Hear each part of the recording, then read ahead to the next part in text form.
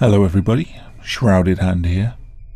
A while ago I made a video about killer cults, but there was one case that I left out because the details were so gruesome that I thought it deserved a video of its own.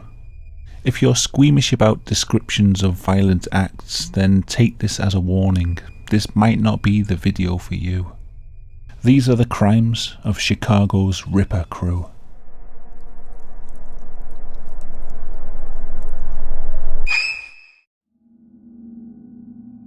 Between 1981 and 82, people in the Chicago area were terrorized by a spate of gory murders and unsolved disappearances. The first known victim was a prostitute named Linda Sutton. Police were called to investigate a terrible smell coming from the Rip Van Winkle motel in Villa Park.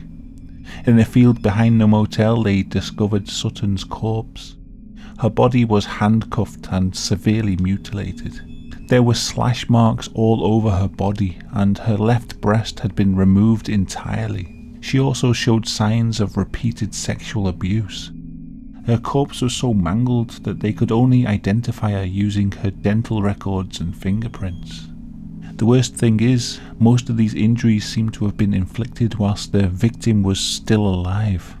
Although she had been abducted 10 days before the body was found, coroners determined that she had only been dead for 3 days, meaning she had endured a week of abuse before being killed. With no leads, the case went cold and seemed to be a one-off event. The next known victim wouldn't be until a year later, when a receptionist named Lorraine Borowski was snatched in broad daylight from outside the office where she worked. There must have been a struggle though, because her shoes and other personal items were found in the parking lot where she disappeared. Despite it happening in the middle of the day in a busy area, there were no useful witnesses. Police even hired a hypnotist to regress people who were in the area at the time to see if they would recall any significant details, but to no avail. Lorraine's body would be found 5 months later, showing signs of torture. Once again, the left breast had been amputated. 2 weeks after Lorraine's abduction, a woman named Shuey Mack went missing. She had been riding home in a car with her brother when they had an argument.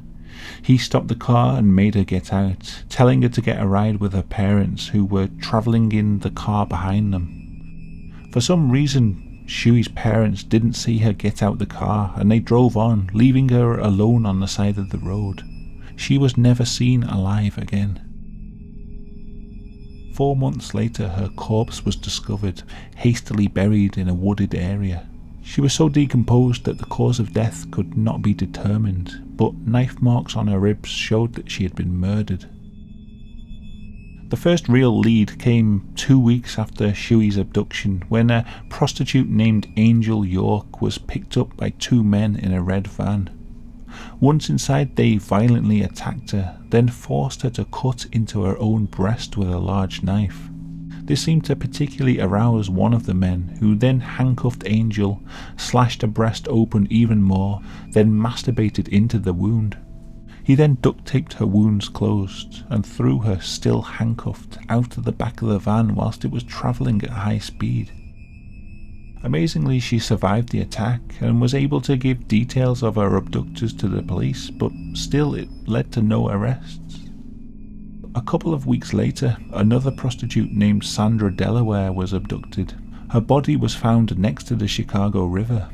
Once again, her body had been tortured and raped. A broken wine bottle had been shoved inside her. Her hands had been tied behind her back with shoelaces, and there was a bra wrapped around her throat. Like the others, her left breast had been neatly removed. A few weeks after Sandra's death, a businesswoman named Rose Beck was kidnapped and murdered. Her body was found in an alleyway. She had been tortured, strangled, and sodomized. There were deep slashes on her breasts, and her face had been mangled with a hatchet. 1 month after the body of Rose Beck was discovered, a prostitute named Beverly Washington was found dumped beside a railroad track. Once again, her left breast had been severed, the right had been slashed multiple times. She would be the last woman the Ripper crew would abduct, because this time, despite her injuries, she was still alive. Details of her ordeal were bizarre and horrifying. She said she was picked up in a red van, whereupon she was forced at gunpoint to swallow a large quantity of unidentified pills. She was then taken to a room, tied to a bed, and gang raped by 4 men whilst they tortured her. At some point, one of them tied a piano wire around her left breast and began to pull it tighter and tighter. Eventually the pain became so great that she passed out. This was the last thing she remembered before they dumped her by the railroad. She was able to give a clear description of her abductors. This led to the arrest of a man named Robin Gecht. Gecht was a family man with a wife and 3 children. Although he matched the description given, there wasn't enough evidence to charge him with any of the crimes, and he was initially released. Detectives found that Gecht regularly frequented the Rip Van Winkle motel, near to where Linda Sutton's body was found. They questioned the motel's owner, who told them that Gecht and 3 other men often rented adjoining rooms and were always having loud parties. He also said he thought they were involved in some sort of cult. This information led to the arrests of Edward Spreitzer and brothers Andrew and Thomas Kokoralis. Under questioning, Thomas Kokoralis finally admitted to the crimes, and the true details of what happened to the women were finally revealed.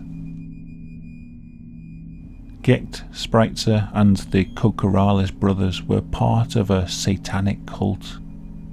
Most often they would abduct women off the street and take them to Gecht's house whilst his wife was at work. His attic had been converted into a sort of satanic temple, complete with an altar and sacrificial bed. The men would take turns to torture and rape the women, whilst Gecht stood over them reading passages from the Satanic Bible. The ritual would culminate with the slicing off of the woman's left breast using a sharp wire. The men would then have sex with the wound in her chest before ejaculating onto the severed breast. Gecht would then slice flesh from the breast, and they would each eat a piece like some kind of twisted Eucharist. Robin Gecht was at least 10 years older than the other men and had acted as the leader of their group. They claimed that he had some sort of supernatural powers attained from his satanic rituals, and that they were powerless to disobey his commands. Despite these statements, they refused to implicate him in any of the murders. The only real crime he could be linked to was the abduction and torture of Beverly Washington.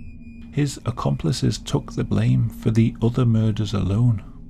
Edward Spreitzer and Andrew Kokoralis were given death sentences for their crimes. Andrew was executed by lethal injection in 1999. Edward had his death sentence commuted to life imprisonment without parole in 2003. In return for his confession, Thomas Kokoralis was given a 70-year sentence. He served half of his sentence and then was released in 2019. He claims to be a changed man and not the monster that people think he is. Robin Gecht was given a sentence of 120 years, but he's eligible for parole in 2022. His wife and family believe 100% that he's innocent, and they're looking forward to his release. Gecht was a strange character. He says that his entire family, going back to his grandfather, had an obsession with large-chested women. He had a history of sadistically injuring the breasts of his girlfriends, using needles or razor blades. His ex-wife still has a 1-inch scar on her chest as a memento. He also has an odd link to the serial killer John Wayne Gacy, as he used to work as a contractor for Gacy's business. However, the 2 crimes don't seem to be linked in any other way. I'm not sure either one of the men were aware of the other's actions. In the end, only 5 women's deaths were linked back to the cult, but it's believed that they could have killed at least 20. During one confession, Andrew Kokoralis claims to have seen a trophy box owned by Gecht containing around 15 severed breasts. They often abducted society's most vulnerable people, prostitutes and drug addicts that could go missing without anybody noticing.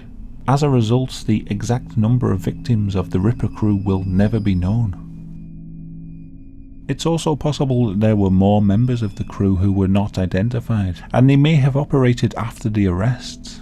Sometime after the 4 members of the Ripper crew were arrested, another prostitute named Susan Baker was abducted, mutilated, and her body dumped in the same place where many of the other Ripper crew victims were found.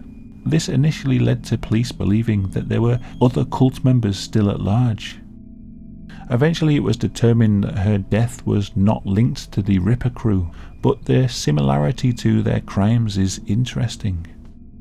Gecht apparently had regular parties at his house, with many young and easily influenced teenagers coming and going. Susan Baker's killer was never found, so it is possible that there were other members of the Ripper crew who still haven't been identified. At best we can hope that this was just a strange coincidence, or perhaps a copycat killer, but the similarities in the details is concerning. It is thought that there's a serial killer operating in Chicago today. Many of the victims are prostitutes and drug addicts, their bodies strangled, slashed and dumped in alleyways and waste grounds around Chicago.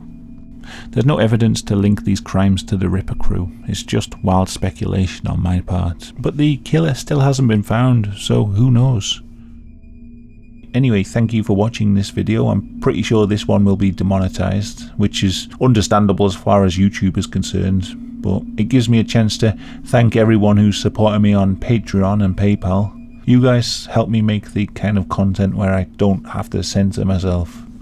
So if you found the video interesting, here's some other videos you might like as well. If you're new here, please consider subscribing to the channel. Until next time, goodbye.